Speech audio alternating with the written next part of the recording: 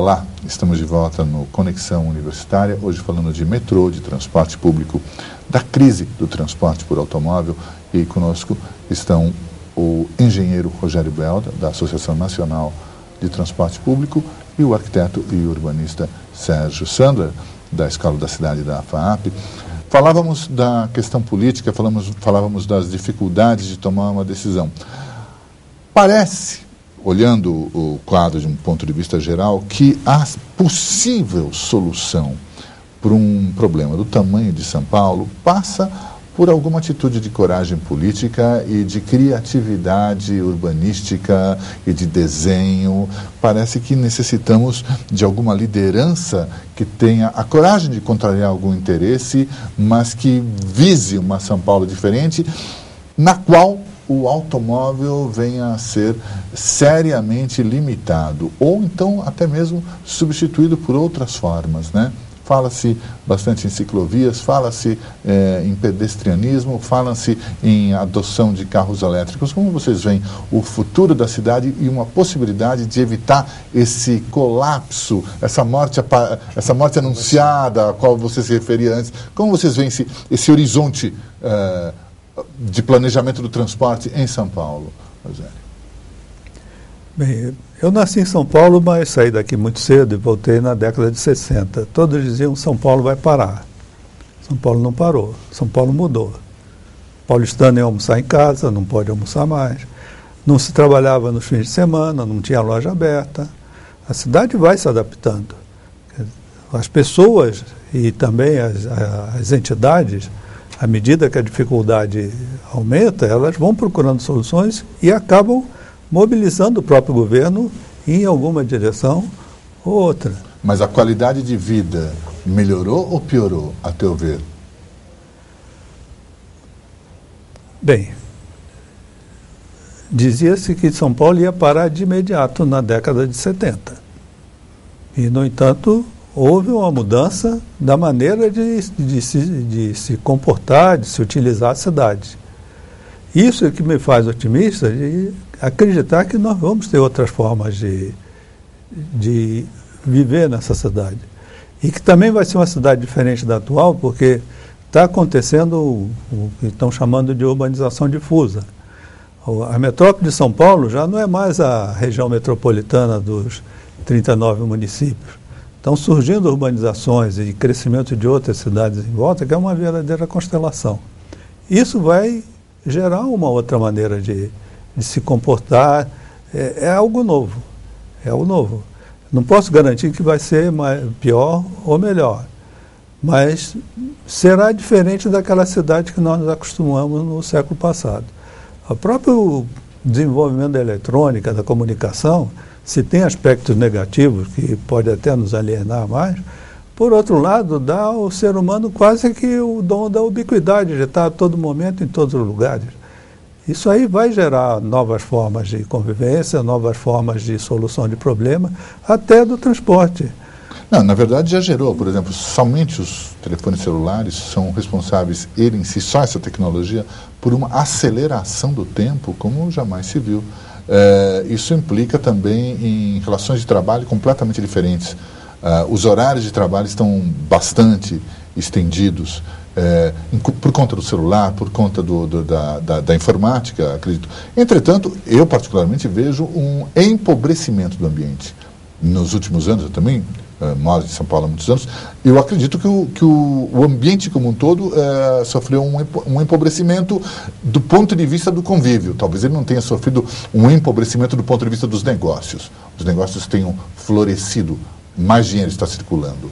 Do ponto de vista do convívio, eu não vejo uma melhora, particularmente, da situação de cidadania, de encontro da cidade, da paisagem. Você, como você avalia, como urbanista, a situação de convívio, de qualidade de vida? O que você vê no horizonte? Bom, horizonte, paisagem, até onde a minha vista alcança, até o que a gente é capaz de dominar e compreender do espaço que a gente vive. eu concordo completamente com você, no sentido que eu percebo um empobrecimento brutal das relações e das possibilidades que os espaços públicos hoje são capazes de prover. Eu acho que isso é um fato. Eu acho que a gente começa a nossa conversa na questão dos transportes, e interessante ver que todas essas manifestações econômicas, essas ocorrências econômicas, na verdade, elas estão manifestando em uma coisa que é muito comum ao nosso tempo, que é a questão do individualismo, em detrimento do usufruto coletivo, né? Eu acho que isso é um fenômeno muito evidente. Para mim, isso significa também um empobrecimento das relações e das possibilidades que eu tenho de me reconhecer no outro, né? Eu acho que isso é um fato. Do ponto de vista da paisagem, eu cruzo paisagem com ambiente, né, entendido da maneira mais ampla possível. Eu acho que também acontece esse mesmo fenômeno, né? Quais são as cidades? Eu queria voltar um pouquinho, só lembrando, você falou das cidades menores, eu apontei a questão das relações mais próximas. É absolutamente explosivo o crescimento das pequenas e médias cidades brasileiras. O país se urbanizou numa taxa absolutamente inédita, né? São 84% da população hoje é urbana, né? E isso com reflexos evidentes. Então, hoje nós andamos nas pequenas e médias cidades do interior de São Paulo, e não só no estado de São Paulo, e você vai ter congestionamento.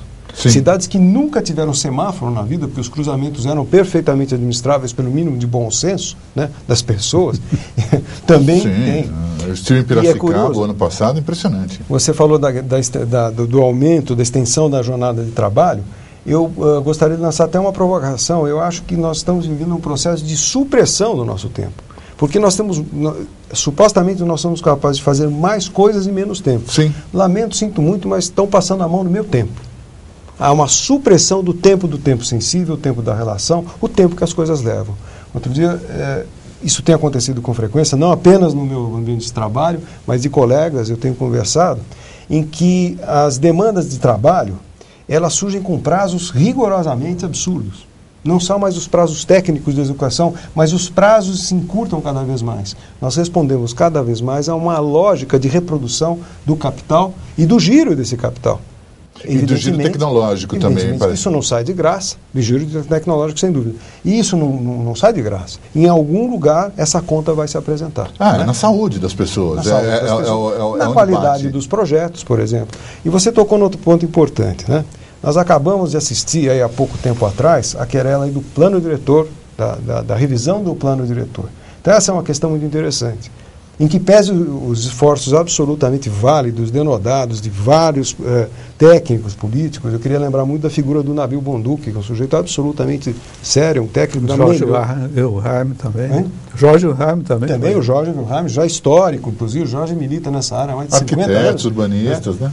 O fato é o seguinte: não se deu uma cara para essa cidade, os espaços que deveriam ser projetados, né, não foram de fato projetados, no sentido de que eles espacializassem, eles representassem fisicamente as relações de uma sociedade que se queria enxergar nesses espaços públicos. Os planos diretores sofrem de um problema crônico e uma dicotomia. Um conjunto de diretrizes absolutamente genéricas, se fala de saúde, se fala de transporte, se fala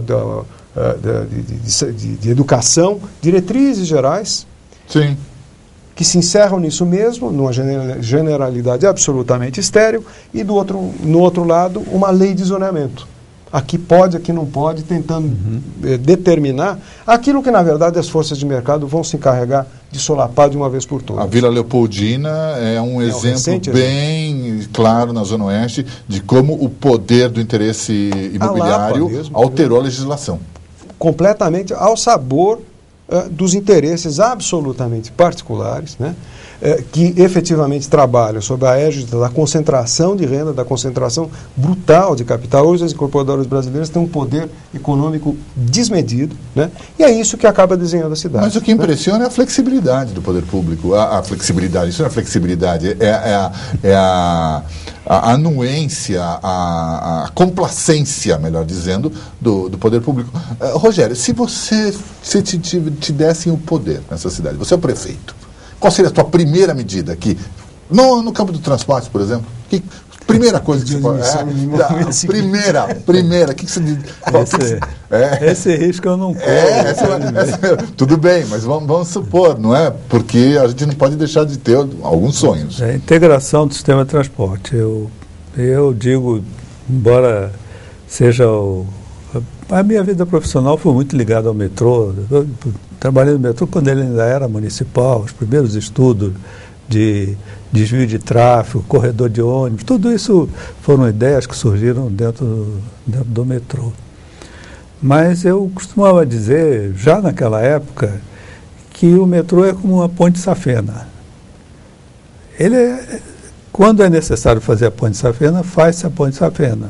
Mas a finalidade é ter a circulação inteira do organismo urbano. Então, o sistema de ônibus e dos corredores, e mesmo a convivência com o automóvel, especialmente na forma de táxi, é essencial para a mobilidade de uma metrópole. Felizmente, as cidades médias estão crescendo, porque as capitais metropolitanas, elas vão precisar dar uma meia trava nesse crescimento. Desafogo, né? E precisa de um sistema de transporte coletivo público eficiente. O metrô é uma peça essencial, mas o metrô não vai resolver o problema da mobilidade urbana sozinho, nunca. Ele precisa até alguma dessas medidas que vocês mencionaram, do teletrabalho, do rodízio que é o chamado de escalonamento de horário. Por que todo mundo tem que entrar entre 8 e 9 horas no trabalho? Ande no metrô às 11 horas da manhã ou às 3 horas da tarde para ver que é um sistema tranquilo, as pessoas podem sentar, as pessoas podem conversar, mas vai todo mundo entre 8 e 9 horas. Isso são distorções do próprio comportamento de que a gente ainda não inventou a forma de viver numa metrópole. Porque é muito interessante viver na metrópole, a gente tem vantagens. Sim. Mas da forma com que nós estamos organizando a vida do cidadão metropolitano, está se tornando extremamente difícil e inadequada e desagradável. Há uma conversa que você pode nos dar testemunho disso. Se diz que a qualidade técnica do metrô decaiu, no passado, que ele foi um organismo, uma instituição, um órgão de altíssima expertise técnica, e que hoje ele já é bem mais... que ele perdeu, digamos assim, essa excelência. Você concorda com isso? É que os outros subiram. Do metrô saiu a CET, do metrô saiu a EMUB, até as formas de administração do metrô, resolução de diretoria, a maneira de fazer os projetos, fazer o projeto funcional antes do projeto executivo, depois da implantação. Isso agora está em todas as empresas. Tudo isso começou com o metrô. Gerou muita tecnologia. E agora são pessoas novas, isso já faz muito tempo. O metrô ele foi criado, se não me engano, em 67. A primeira operação de linha de metrô foi em 74. Mas ele começou começou integrando com os ônibus. E na época dizia, não, isso é um absurdo, forçar os ônibus e as pessoas a passar para o metrô. Hoje a gente sabe que o metrô é parte da rede de ônibus, não é uma rede em si. Sim. Ela é parte da rede de transporte. É uma parte da rede, né?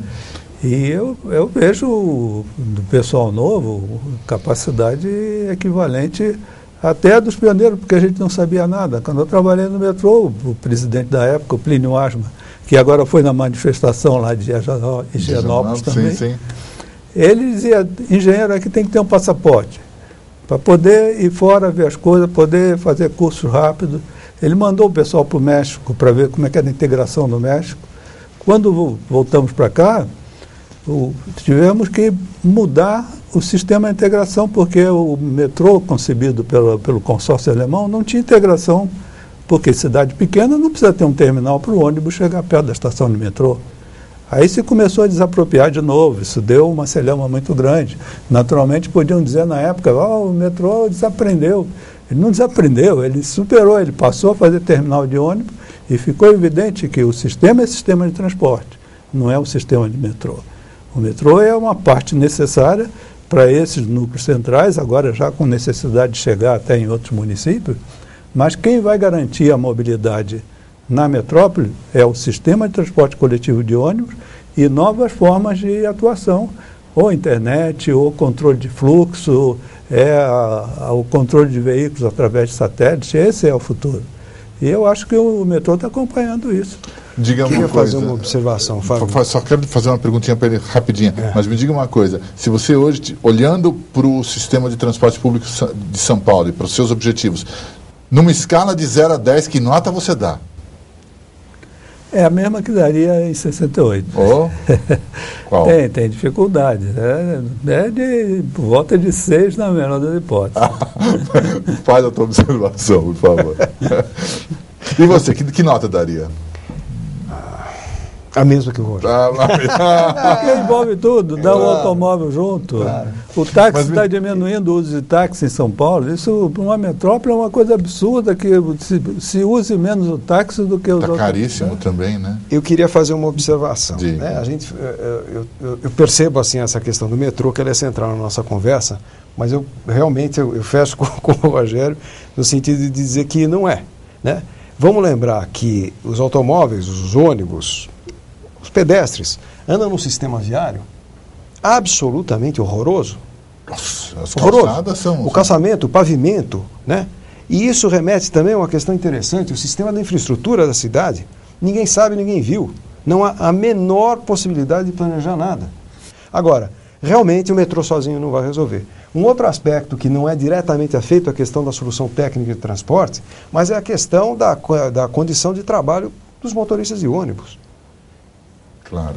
Como nós podemos exigir qualidade no serviço de ônibus quando ganham mal mesmo? Trabalham num trânsito rigorosamente infernal. E a jornada de trabalho? Não é possível exigir. Jornada altíssima. Uma jornada enorme de trabalho, absolutamente cruel, para dizer o mínimo. Né? Como é que nós podemos exigir educação desse sujeito? Quando o próprio meio o deseduca do momento que ele acorda ao momento que ele chega em casa. Né? Objetivando um pouco mais a questão do transporte, e reforçando também o que o Rogério falou, a questão da intermodalidade, da multimodalidade. Né? Existem alguns trechos em São Paulo, evidente que nós não podemos falar de ciclovia, na cidade como um todo, porque as distâncias são grandes, existem as diferenças topográficas. Mas em vários trechos nós poderíamos pensar que as ciclovias e não ciclofaixas poderiam, de fato, servir como um dos sistemas que contribui para a questão...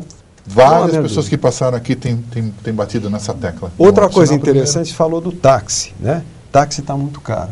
Então é absolutamente incompreensível como é que o táxi custa caro. Eu adoraria deixar meu carro em casa, liga para um camarada, por favor, venha me pegar. Ele me leva. O problema do carro é dele. Ele pega o carro e resolve um problema sério. Claro. Hoje eu estive no centro da cidade, deixei R$30 no estacionamento, porque eu fiquei 2 horas parado numa reunião que eu fui no centro da cidade. Não faz sentido nenhum. Isso não faz sentido. Porque as tarifas são tão caras. Né? Agora, o fim do mundo amanhã, eu acho que não.